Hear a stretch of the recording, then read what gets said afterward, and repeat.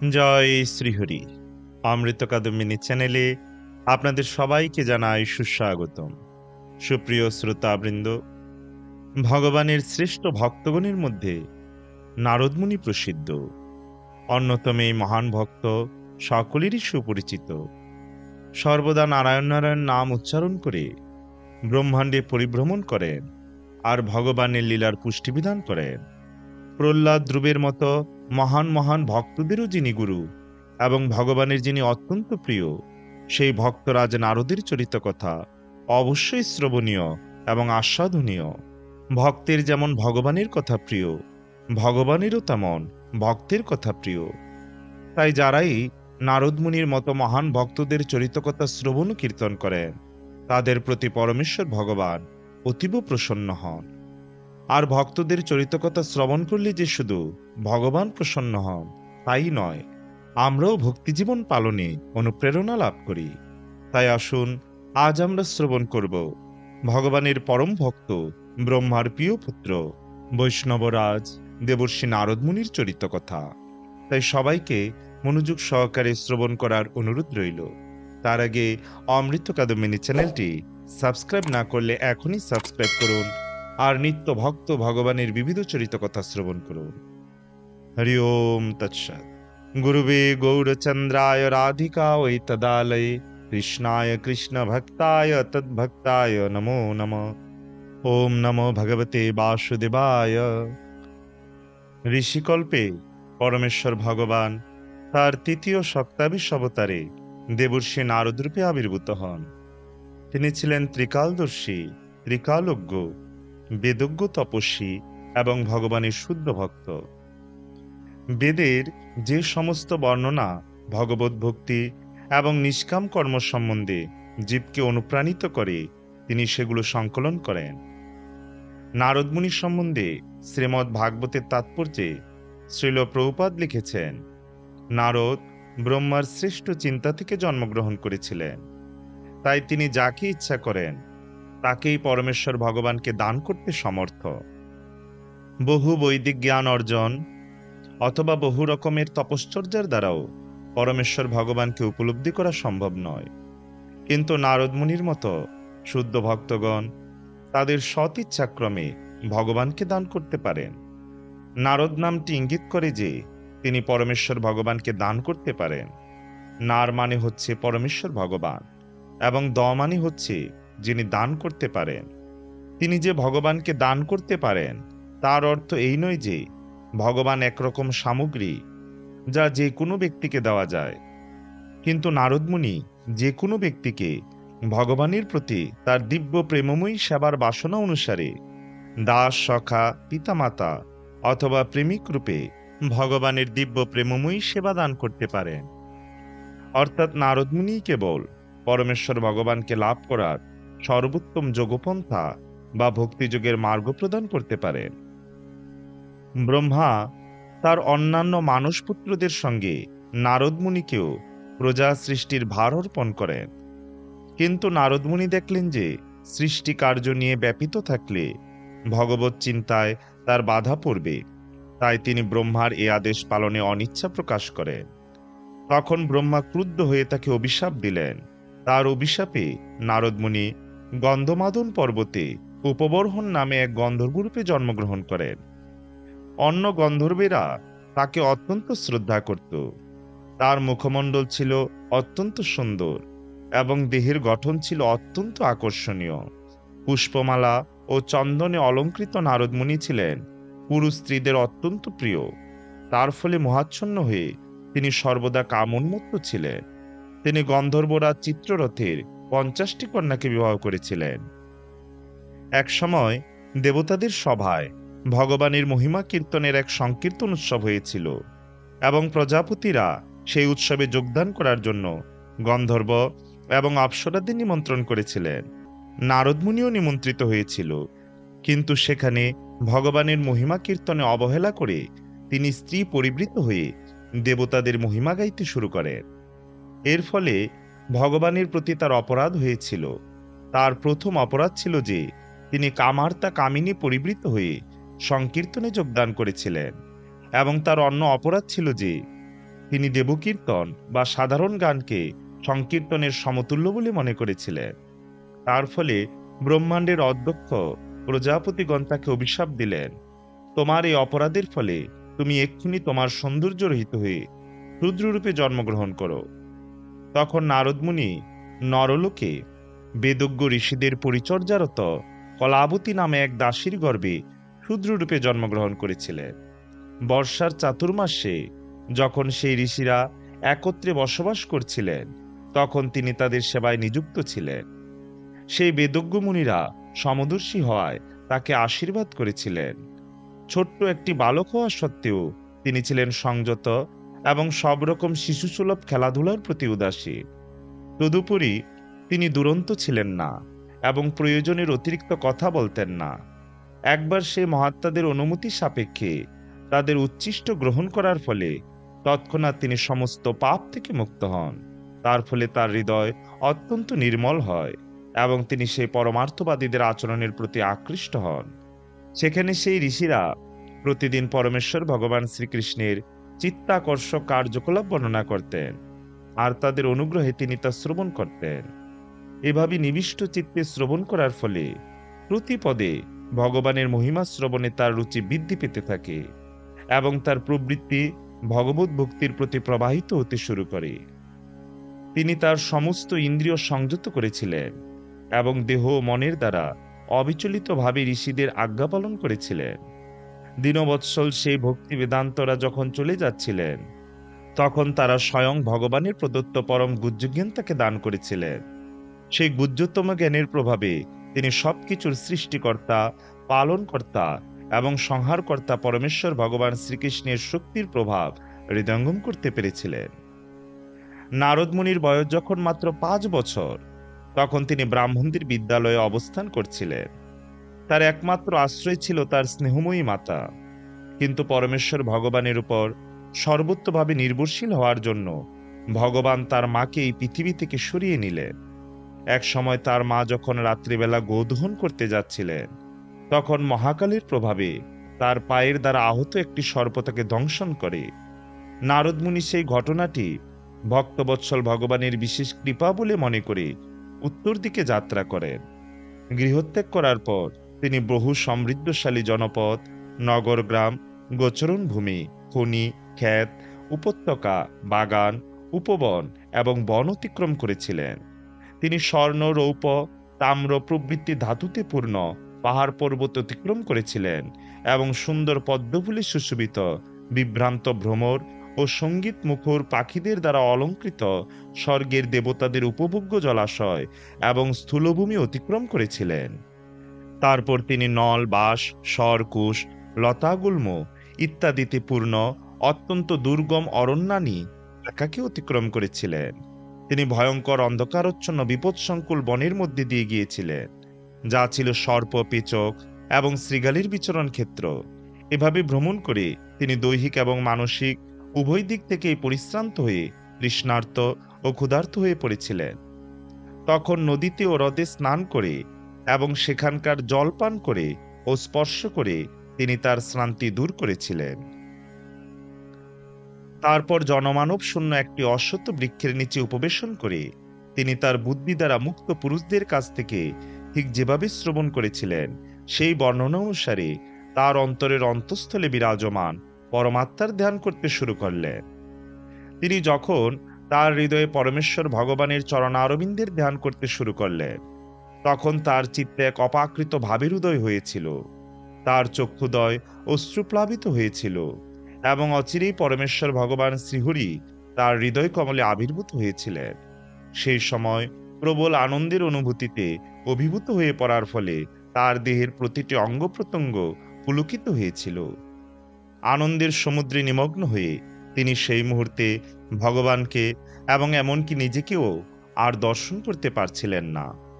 ভগবানের অপাকৃত রূপ যথাযথভাবে মনের বাসনা পূর্ণ করে এবং সব রকমের মানসিক বৈষম্য দূর করে। তার সেই রূপ দর্শন করতে না পেরে অত্যন্ত প্রিয় বস্তু হারালে মানুষ যেভাবে বিচলিত হয়ে পড়ে, নারদ মুনিরও সেরূপ হয়েছিল। তিনি হঠাৎ উঠে দাঁড়ালেন। ভগবানের সেই অপাকৃত রূপ তার হৃদয় অভ্যন্তরে পুনরায় দর্শন করার আশায় একাগ্র চিত্তে অনেক চেষ্টা করা সত্ত্বেও তাকে তিনি আর দেখতে পাননি, এবং এভাবে অতৃপ্ত হয়ে তিনি অত্যন্ত শোকাতুর হয়েছিলেন। সেই নির্জন স্থানে তার প্রচেষ্টা দর্শন করে তার অন্তরের বেদনা উপশম করার জন্য সমস্ত জড়বর্ণনারূপের পরমেশ্বর ভগবান অত্যন্ত গম্ভীর ও শ্রুতিমধুর স্বরে তার সঙ্গে কথা বলেছিলেন। সেই আকাশবাণীতে ভগবান বললেন, হে নারদ, এ জীবনে তুমি আর আমায় দর্শন করতে পারবে না। যাদের সেবা পূর্ণ হয়নি এবং যারা সব রকম জড়কুলুস থেকে সম্পূর্ণরূপে মুক্ত হতে পারেনি, তারা আমাকে কদাচিৎ দর্শন করতে পারে। হে নিষ্পাপ, তুমি কেবল একবার আমার রূপ দর্শন করেছ, এবং তা কেবল আমার প্রতি তোমার আসক্তি বৃদ্ধি করার জন্য। কেননা তুমি যতই আমাকে লাভ করার জন্য লালায়িত হবে, ততই তুমি সমস্ত জড়বাসনা থেকে মুক্ত হবে। অল্পকালের জন্য যদি ভগবত ভক্তের সেবা করা হয়, তবে আমার প্রতি সুদৃঢ় মতি উৎপন্ন হয়। তার ফলে সে দুঃখদায়ক এই জড়জগৎ ত্যাগ করার পর আমার অপাকৃত ধামে আমার পার্শ্বদত্ত লাভ করে। আমার সেবায় নিবদ্ধ বুদ্ধি কখনোই প্রতিহত হতে পারে না। সৃষ্টির সময়, এমনকি প্রলয়ের সময়ও আমার কৃপায় তোমার স্মৃতি অপ্রতিহত থাকবে। শব্দ ব্রহ্মরূপ ভগবানের বাণী সম্পূর্ণ হলে তিনি গভীর কৃতজ্ঞতা অনুভব করে নতমস্তকে তাকে প্রণাম নিবেদন করলেন। এভাবে সব রকম সামাজিক লৌকিকতা উপেক্ষা করে নারদমুনি ভগবানের দিব্য নাম এবং মহিমা নিরন্তর কীর্তন করতে শুরু করেন। কীর্তন করতে করতে তিনি সর্বত্রভাবে তৃপ্ত হয়ে অত্যন্ত বিনীত এবং নির্মৎসর চিত্তে সমস্ত পৃথিবী পর্যটন করতে থাকেন। শ্রীকৃষ্ণের চিন্তায় সম্পূর্ণরূপে মগ্ন হওয়ার ফলে তিনি সমস্ত জড় বিষয়ে আসক্তি থেকে মুক্ত হয়েছিলেন, আর এই অবস্থায় তার মৃত্যু হয়েছিল। সেটি হচ্ছে পারমার্থিক চেতনায় উন্নত ভক্তের লক্ষণ। বিদ্যুতের সঙ্গে সঙ্গে যেমন আলোকের প্রকাশ হয়, তেমনি তার জড়দেহ ত্যাগ এবং চিন্ময় দেহ লাভ ভগবানের ইচ্ছার প্রভাবে একই সঙ্গে হয়েছিল।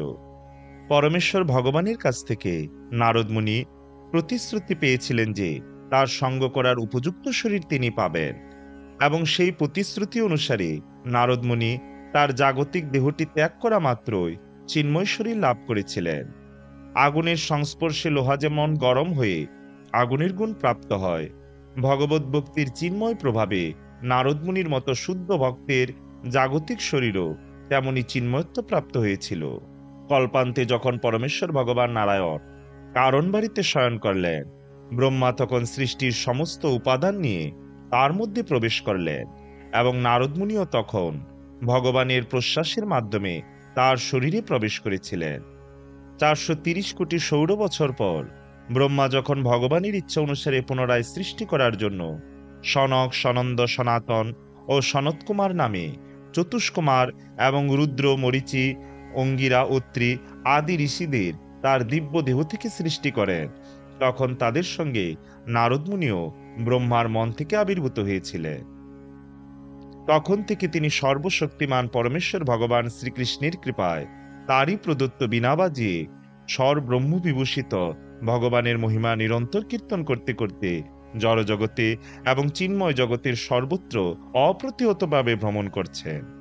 বীণা বাজিয়ে গান করে তিনি সকলকে মোহিত করেন। সংবাদ ও পরামর্শ দান, যুদ্ধ বিগ্রহ, বিবাহাদি সংগঠনে তার কৃতিত্ব অসাধারণ। নানা প্রকার বার্তাদানে, দীক্ষাদানে, দৈত্য বিনাশে, সহায়তা দানে, নিয়ম নির্দেশ ও নীতি পরামর্শ দানে তিনি নিয়োজিত থাকেন। শিবের বিবাহে তিনি ঘটক, ধ্রুবের তপস্যায় তিনি মন্ত্রদাতা, দক্ষের দর্পণাসেও নারদমুনি ছিলেন। এইভাবে সর্বত্র বিচরণ করে তিনি একজনের কথা আরেকজনের কাছে বলে একের পর এক অঘটন ঘটান। তাই কেউ কেউ নারদমুনিকে ভুল বুঝে থাকেন, কিন্তু প্রকৃতপক্ষে মহৎ উদ্দেশ্যই তিনি তা করে থাকেন, আর তা হল ভগবানের লীলার পুষ্টি বিধান করা। অর্থাৎ এর ফলে লীলা আরো বেশি মাধুর্যময়, রসময় ও আনন্দময় হয়ে ওঠে, যার ফলে ভগবান ও তার ভক্তরা অপাকৃত আনন্দ লাভ করে। অধিকন্তু এর ফলে আমাদের মতো বদ্ধজীবও অনেক শিক্ষা পেয়ে থাকে, যার দ্বারা আমরা ভগবানের কাছে ফিরে যেতে পারি। ব্রহ্মার পরে গোপাল মন্ত্রের পরবর্তী গ্রহীতা হলেন নারদমুনি। তিনি তার জ্যেষ্ঠ ভ্রাতা সনৎকুমারের কাছ থেকে দীক্ষা গ্রহণ করেন। গুরু ও শিষ্য হিসেবে তাদের কথোপকথন ছান্দোগ্য উপনিষদে লিপিবদ্ধ আছে। এছাড়াও শ্রী নারদ পুরাণ এবং নারদ পঞ্চরাত্র সাহিত্যে তাদের আলোচনা লিপিবদ্ধ আছে। ধর্মীয় শাস্ত্রগুলোতে তাকে কোনো বিশেষ ঘটনার প্রেক্ষিতে জ্ঞান প্রদানে বা সকলের কাছে ভগবত ভক্তি শিক্ষা দিতে দেখা যায়। মহান মহান ভক্তদের অধিকাংশই নারদমুনির শিষ্য। অমল পুরাণ শ্রীমদ্ ভাগবত রচনায় তিনিই ছিলেন মূল অনুপ্রেরণা। যাই হোক, বিষ্ণুর নিকট তম্বুরু নামে এক গন্ধর্বের গীত শ্রবণ করে নারদমুনি নিজের সঙ্গীত জ্ঞান অসম্পূর্ণ বোধ করেন। তখন বিষ্ণুর আদেশে উলুকেশ্বর নামে এক গন্ধর্বের কাছে তিনি সঙ্গীত শিক্ষা লাভ করেন। অবশেষে শ্রীকৃষ্ণের অনুগ্রহে নারদ জ্ঞানযোগ ও গীতাযোগ উপদেশামৃত শ্রবণ করে ব্রহ্মানন্দ লাভ করেন।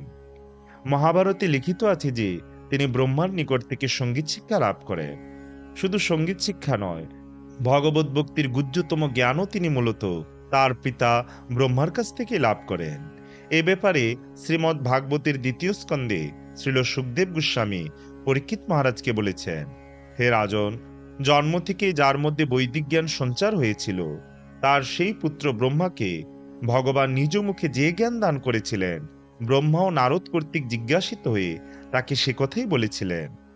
নারদ মুনি ব্রহ্মাকে বললেন, হে পিতা, আপনি সমস্ত জীবের মধ্যে প্রথম জন্মা। আমি আপনাকে আমার সশ্রদ্ধ প্রণতি নিবেদন করি। কৃপা করে আপনি আমাকে দিব্যজ্ঞান দান করুন, যা মানুষকে আত্মা এবং পরমাত্মার তত্ত্ব বিশেষভাবে জ্ঞাপন করে। হে পিতা, কৃপা করে আপনি আমাকে এই ব্যক্ত জগতের বাস্তবিক লক্ষণসমূহ বর্ণনা করুন। তার আশ্রয় কি, কিভাবে তার সৃষ্টি হয়েছে, কিভাবে তার সংরক্ষণ হয় এবং কার নিয়ন্ত্রণে এসব সম্পাদিত হচ্ছে। হে পিতা, আপনার জ্ঞানের উৎস কি, আপনি কার আশ্রয়ে রয়েছেন এবং কার অধীনে আপনি কার্য করছেন। এভাবে নারদ মুনি ব্রহ্মাকে ভগবত তত্ত্ব বিষয়ে বিভিন্ন প্রশ্ন জিজ্ঞাসা করেছিলেন। তারপর তিনি বললেন, হে পিতা, আপনি সবকিছু বিজ্ঞানসম্মতভাবে জানেন, তাই আমি আপনার কাছে যে সমস্ত প্রশ্ন করেছি, আপনি কৃপা করে আমাকে তার উত্তর দিন, যাতে আমি আপনার শিষ্যরূপে তার হৃদয়ঙ্গম করতে পারি। নারদ মুনি অত্যন্ত বিনয়ের সাথে ব্রহ্মাকে প্রশ্ন জিজ্ঞাসা করেছিলেন। এটি হচ্ছে জ্ঞান লাভের পন্থা। তদ্বৃদ্ধি প্রণিপাতেন পরিপ্রশ্নেন সেবয়া। তখন ব্রহ্মা প্রসন্ন হয়ে বললেন, হে বৎস নারদ, সকলের প্রতি কৃপাপরবশ হয়ে তুমি এই সমস্ত প্রশ্ন করেছ, কেননা তার ফলে পরমেশ্বর ভগবানের পরাক্রম দর্শন করে অনুপ্রাণিত হয়েছি। তারপর ব্রহ্মা তাকে দিব্যজ্ঞান প্রদান করেন। প্রথমে ব্রহ্মা তার নিজের সম্বন্ধে বলেন যে তিনি হলেন পরমেশ্বর ভগবান শ্রীকৃষ্ণের নিত্য দাস। পরমেশ্বর ভগবানের শক্তিতে তিনি ভগবৎ সৃষ্ট বস্তুসমূহ পুনরায় সৃষ্টির দ্বারা কেবল প্রকাশ করেন। কিন্তু অল্প বুদ্ধি সম্পন্ন মানুষ তাকেই পরম তত্ত্ব বলে মনে করে। প্রকৃতপক্ষে পরমেশ্বর ভগবান শ্রীকৃষ্ণ বা নারায়ণই হচ্ছেন সবকিছুর স্রষ্টা। বিভিন্ন প্রকার যজ্ঞানুষ্ঠান, এমনকি সমস্ত কর্ম সম্পাদনের উদ্দেশ্য কেবল তারই সন্তুষ্টি বিধান করা, মুক্তির উদ্দেশ্য তাই। এভাবে ব্রহ্মা একের পর এক নারদ মুনির প্রশ্নের উত্তর দিতে থাকেন।